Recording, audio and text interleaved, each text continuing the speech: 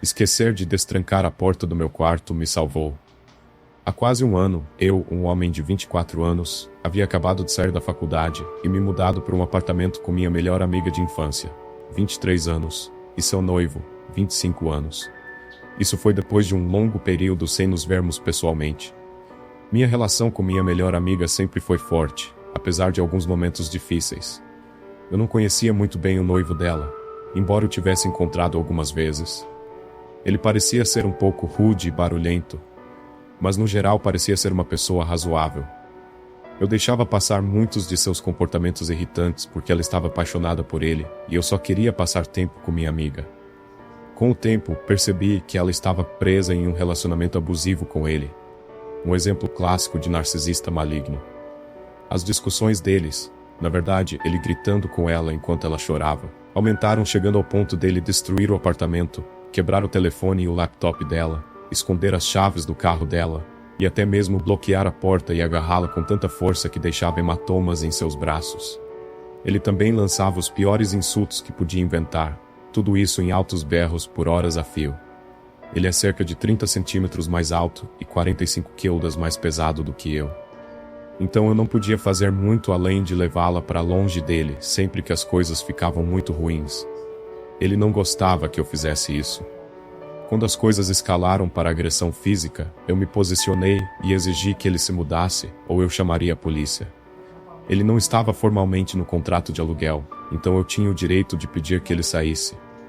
Ele implorou por um pouco mais de tempo para encontrar um novo lugar. Na noite em que machucou minha amiga, estava extremamente embriagado e prometeu ficar sóbrio até encontrar um novo lugar. Para evitar piorar a situação, concordei sob a condição de que nada parecido acontecesse novamente. Logo após isso, minha amiga terminou o relacionamento com ele. 3 semanas se passaram e tudo estava relativamente calmo.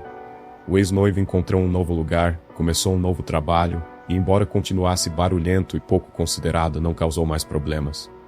Daquela noite, eu me preparei para dormir cedo, pois tinha uma reunião importante pela manhã. Vesti meu pijama confortável e, por hábito, tranquei a porta do meu quarto antes de me trocar. Minha amiga estava trabalhando, então eu estava sozinho em casa, deitado na cama enquanto o ex-noivo estava lá embaixo, gritando ao telefone sobre algo.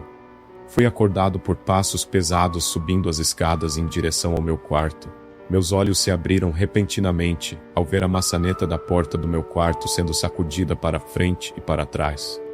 Felizmente, eu havia trancado a porta. Ele soltou um grito cheio de raiva e começou a bater na porta, chamando pelo meu nome de uma maneira ameaçadora. As dobradiças da porta pareciam frágeis. Morávamos em um apartamento barato com portas finas. Eu sabia que tinha que agir antes que ele arrombasse a porta. Foi então que disse a única coisa que me ocorreu. O que você está fazendo? Subitamente, os batimentos e gritos cessaram. Ele parou de mexer na maçaneta. Após um momento de silêncio tenso, ele disse com calma: "Abra a porta, cara. Apenas venha e abra a porta." Eu ri internamente diante dessa ideia absurda. Como se depois de tudo o que aconteceu, eu fosse simplesmente abrir a porta para ele. Em vez disso, peguei meus pertences essenciais e pulei pela janela. Estávamos no 2º andar, mas o terreno era inclinado, então a queda não foi tão alta. Mesmo assim, acabei me machucando. Manquei o mais rápido que pude até o meu carro e parti em disparada. Liguei para minha melhor amiga imediatamente, avisando-a para não voltar para casa. Fizemos planos para ela ficar na casa de uma amiga depois do trabalho. Cheguei à casa da amiga dela e acabei desmaiando por algumas horas. Acordei com uma ligação dela. O ex-noivo havia seguido até o trabalho com uma faca e invadiu o local. Ele a agrediu e chegou a segurar a faca na garganta de um cliente com necessidades especiais, ameaçando matá-lo na frente dela. Por sorte, um colega de trabalho ouviu a situação de outro cômodo e conseguiu chamar a polícia a tempo de todos saírem ilesos. Minha melhor amiga também me contou que ele estava ao telefone com ela, enquanto batia na porta do meu quarto, dizendo que iria me matar e fazê-la ouvir tudo. Eu estava completamente sozinho no apartamento com ele, dormindo no andar de cima em meu quarto. Se eu não tivesse trancado a porta naquela noite, eu estaria vivo agora? E se eu tivesse deixado as chaves do meu carro lá embaixo, conseguiria rapar? Quando voltei ao meu apartamento na manhã seguinte, a porta do meu quarto estava completamente destruída. Meus pertences estavam espalhados pelo chão. As grandes facas de cozinha, que normalmente ficavam na cozinha, haviam sido levadas e colocadas no corredor, próximo à porta do meu quarto. O dia mais assustador da minha vida. Depois do meu segundo ano na faculdade, reservei um Airbnb para um amigo próximo e eu que eu estava de olho há um tempo. Era um yurt off-grid, não uma estadia típica para mim. O yurt estava situado em uma estrada de terra a 10 minutos da estrada principal. Para chegar lá, era menos um endereço e mais um. Vire à direita nos 2 pneus empilhados, continue por 1 milha, vá para o norte na bifurcação. A primeira noite foi ótima. No dia seguinte exploramos a cidade e depois voltamos para nossa yurt para ficar. Não vi nenhum vizinho, apenas casas ao longe, então devido ao calor, me senti confortável andando de topless pela nossa yurt. Quando a noite chegou, dormi nu. Ouvimos o que presumimos ser uma festa distante no início da noite. Música alta estava viajando de muito longe. Em algum momento da noite a música parou e eu adormeci. Um tempo depois, meu amigo, ainda acordado, ouviu 2 vozes masculinas falando um com o outro. Suas vozes ficaram cada vez mais próximas, até que um começou a silenciar o outro, e eles começaram a falar em sussurros. De repente, eles pararam de falar e caminharam diretamente até nossa yurt, iluminando as paredes com uma lanterna. Todos os nossos pertences estavam lá dentro, mas meu carro e nossos sapatos, obviamente de 2 mulheres, estavam diretamente do lado de fora da yurt. Eles então desligaram a lanterna. Até esse ponto, eu estava dormindo, mas acordado com o que na minha mente soava como uma manada de animais se aproximando. Lembro-me de estar em um estado meio sonho, meio acordado, onde eu realmente pensei que havia um animal galopando atacando nossa yurt. O que minha amiga depois me contou foi que ela estava me beliscando o mais forte que podia. E foi assim que finalmente acordei. Eu nunca senti o beliscão.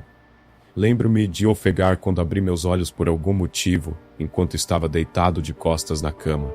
Minha amiga estava deitada de lado de frente para mim, e ela imediatamente levou o dedo à boca para me silenciar. Eu estava agora totalmente acordado, mas congelado porque não tinha ideia do que estava acontecendo. Não podíamos conversar porque o ar do deserto carregava cada som, cada rangido da cama, e eu estava tentando respirar calmamente. Como eu estava de costas, era difícil encará-la sem fazer barulho. Então virei a cabeça ligeiramente para ver o que ela estava sussurrando. A cada minuto, o vento aumentava e tudo o que podíamos ouvir era a brisa. No minuto seguinte, silêncio completo, exceto pelos passos deles na terra andando lentamente ao nosso redor. Em um ponto, eles pisaram alto em volta da nossa tenda, e percebi que deviam ser os animais em debandada. Ficou silencioso novamente, e quando pensamos que eles deveriam ter ido embora, ouvimos o som mais fraco de passos nos cercando. Sou uma pessoa muito tímida, medrosa, mas minha luta ou fuga entrou em ação, querendo gritar o mais alto e profundamente que pudesse. O que diabos você pensa que está fazendo? E gritar, lutar e chutar. Minha amiga era o oposto e me disse que precisávamos ficar em silêncio absoluto. Estávamos nos comunicando no aplicativo de notas dela, com um brilho no mínimo.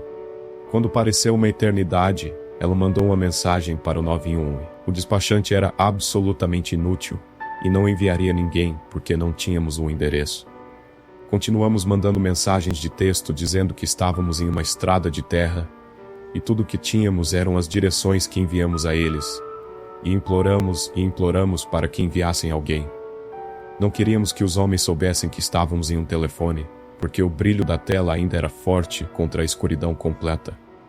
Então desistimos de mandar mensagens de texto. Eu me odiava por não usar pijamas, por não ter todas as minhas ferramentas de autoproteção debaixo do meu travesseiro, e em vez disso, na minha bolsa no chão. Lembro-me de aceitar completamente que eu poderia ser esfaqueado. Pensei em como seria para minha família descobrir que eu estava morto, e como me sentia arrependido por não explicar. Lembro-me de que no meio desse estado de congelamento eterno, ouvi o zíper chacoalhando, e pela primeira vez meu amigo e eu quebramos o silêncio e gritamos agora, como se para me dar a deixa de pular para minha bolsa de itens de autodefesa perto da porta, para puxar meu alarme, disparar meu taser e gritar que o 911 estava a caminho, enquanto meu amigo ligava para eles no viva voz. Lembro-me de fazer o máximo de barulho que podíamos. Lembro-me da sirene distante se aproximando. E lembro-me de arrumar meus pertences mais rápido do que nunca em toda a minha vida. Quando um policial chegou, ele esperou enquanto arrumávamos nossas malas no meu carro. Ele disse que não deveríamos ficar tão longe da estrada principal, e concordamos, era para ser apenas um Airbnb divertido. Quando estávamos prestes a arrumar nossas últimas coisas, meu amigo notou grandes pegadas na areia perfeita ao redor da nossa barraca. Elas estavam a centímetros da barraca, e não conseguimos chegar tão perto porque, para chegar tão perto, você tinha que passar por cima de um círculo de pedras decorando a borda da nossa yurt. Só entramos pelo zíper da porta da frente, onde as pedras terminavam. O policial não acreditou que não eram nossas, apesar das pegadas significativamente maiores. Ele disse que estava patrulhando a área com cães policiais, e foi isso que devemos ter ouvido. Odeio ter duvidado de mim mesma pelo resto da noite, pensando que talvez tivéssemos nos assustado por nada. Cheios de adrenalina, dirigimos para casa sem parar. Dormimos juntos na minha casa. Fiquei tremendo pelo resto da noite, e nós dois dormimos com bichos de pelúcia, o que na nossa idade era muito fora do normal. De manhã, acompanhei até o carro para me despedir. Fiquei paralisada quando cheguei ao meu carro, porque cobrindo cada centímetro, havia as maiores e mais carnudas marcas de mãos na terra marrom. Considero meu irmão um cara grande, e até a mão dele era menor do que as marcas de mãos no meu carro. Fiquei tão brava que o policial não viu isso. Mas também fiquei feliz por ter provas de que alguém estava lá naquela noite. Tirei tantas fotos porque nunca quis esquecer a imagem de tantas marcas de mãos como evidências. A parte mais perturbadora foi que minha amiga compartilhou comigo que houve muitos assassinatos recentes não resolvidos em Wonder Valley no ano anterior. Quando ela chegou em casa, ela pesquisou para aliviar sua mente como era a área e encontrou artigos de pessoas desaparecidas a minutos do nosso site. Eu literalmente reconheci cada estrada que os artigos mencionavam, como as estradas que levavam à nossa yurt. Eu percebo que você pode estar pensando que nada de horrível aconteceu conosco. Mas eu nunca senti essa aceitação profunda, subconsciente e completa de que eu poderia acabar morto naquela noite.